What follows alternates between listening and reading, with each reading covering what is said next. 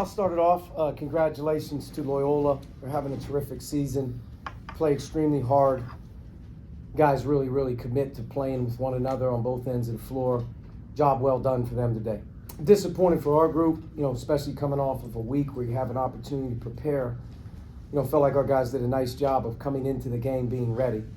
But that loser's limp sort of got us in this game. And what I mean by that is the overall body language of our team, the pop, the confidence that you give one another throughout the course of a game, good or bad when things are going wrong, I thought just slowly deteriorated us in this one. And we had to work uphill, all night long. And didn't think we played particularly physical tonight, and didn't think that we played particularly well, especially in the areas that you need to in February to win. To be out-rebounded by 15 rebounds at home, give up 11 offensive rebounds, no offense to Loyola, but they're not one of the better offensive rebounding teams in our league. For us to only have 5 offensive rebounds in the game and just minus 15 on the glass, usually when you're minus 15 on the glass, it's like you're lost by 30. We didn't battle. And that comes down to having our guys ready, which is on me, and continuing to figure things out with our group. But just disappointed in terms of the effort level that's required at this stage of the season to compete. Now, we've had that at times, but for whatever reason, we get disappointed in certain moments of games, and it really hurts us. Open up to questions. Coach, Loyola shot 6 for 24 from behind the arc. Is that something you guys focused on after last week? Loyola's a very good three-point shooting team, and they make a ton of threes. They depend on threes. I think the unique thing about them is they have 2 inside players that can really do some damage. And Delican was a real problem tonight. And Austin's a very good player as well. So you have to pick your poison a little bit. We chose to go one-on-one most of the game, and not give up the threes, work inside. We had a really hard time containing the 2-point land in this game. And, so you pick your poison there. But for the most part, we did a decent job.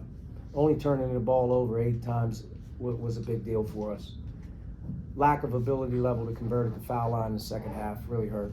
And but in general, as a game plan, as you're going into them striking from 3 in transition, them shooting threes, their motion, to me, we did a decent job of doing some things and covering the line, but we had no answer for the one-on-one situations inside.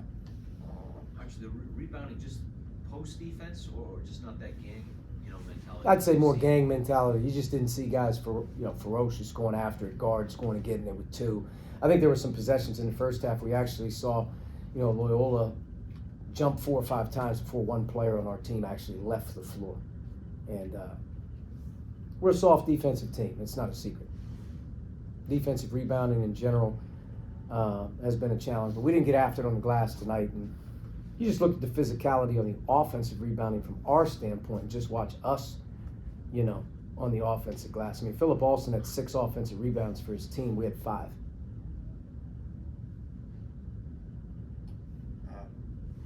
David Green getting in foul trouble early. Wasn't ready to play. Just wasn't ready to play. And didn't practice most of the week. Coming into the last couple days, thought he was going to be okay, but you could tell there's a little wear and tear on him in terms of readiness. Just, you can't take a week off from being sick, play a game, get hurt, don't practice for a week, come off.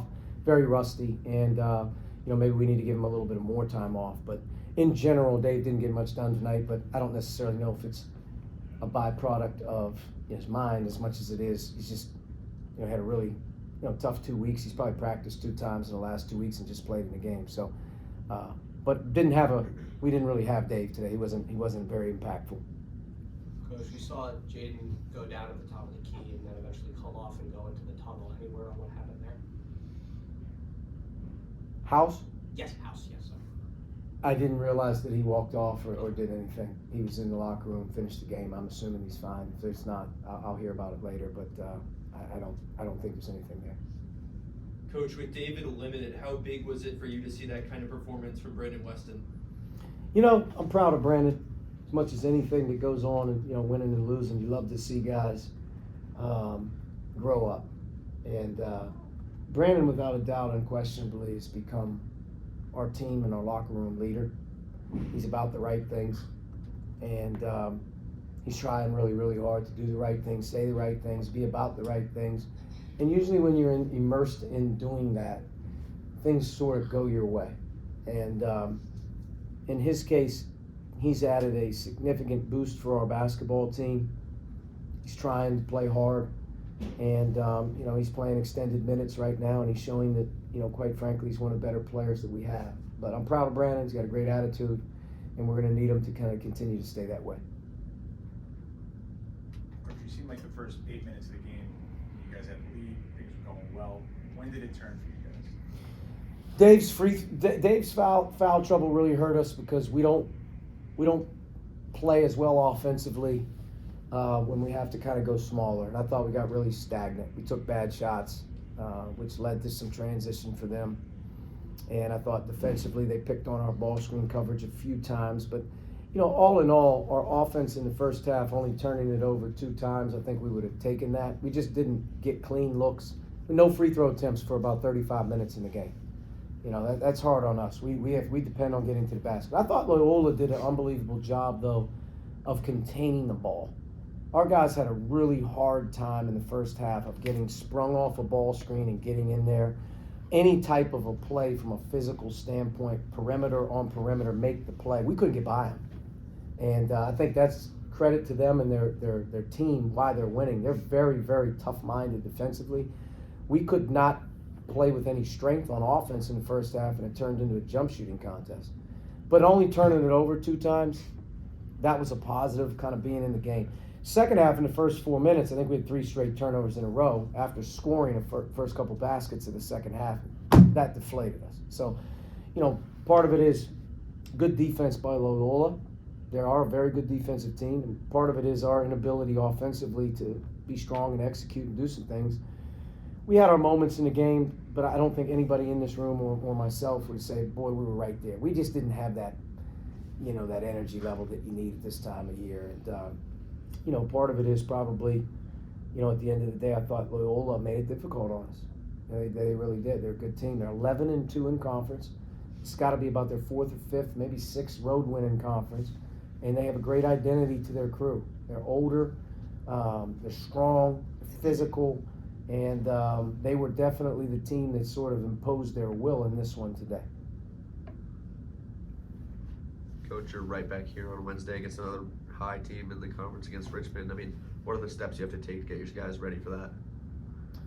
You got to get up off the ground. You got to put some feedback in front of them from tonight of what can't happen again, and you're going to have to prepare quickly for Wednesday night. Richmond's the most difficult team to play against in our league defensively. I think they'll do a lot of the same things, but they really do a great job of making things very, very unique and difficult. So we have a very hard cover there. They have arguably the player of the year in the league, and Jordan King. They're huge at the 5. Quinn. They're 10-2. So just like these guys, they're playing with a lot at stake right now in terms of regular season championships. But that can't be more than what we're playing for. We're playing for seeding. We're playing for momentum. We're doing things as well. And I feel like, Wednesday night will be a real gut check for us in terms of our effort level. It's got to really flip. I'm disappointed in just how hard we play. I mean, I can go down every once in a while, get knocked on your butt and get up.